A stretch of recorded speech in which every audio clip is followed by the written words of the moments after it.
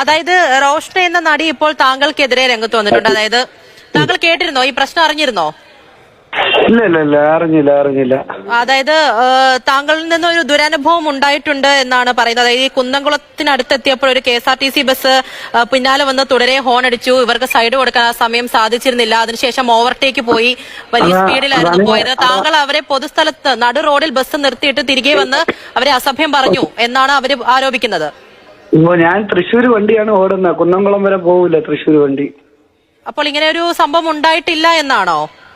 അത് എനിക്കറിയത്തില്ല. ഇവരായി പോസ്റ്റ് ചെയ്തായി ഇപ്പൊ യൂണിയന്റെ ഇതിലൊക്കെ വന്ന് നമ്മുടെ യൂണിയന്റെ തൊഴിലാളികളെ ഇതിലും വന്നിട്ടുണ്ട്. പക്ഷെ ഇവരെ ഫോട്ടോ ഞാൻ ഇപ്പോഴാണ് കാണുന്നത്. അവർ ഇത്രയും ദിവസം എന്താണ് പരാതിയും കൊണ്ട് വരാത്തത്?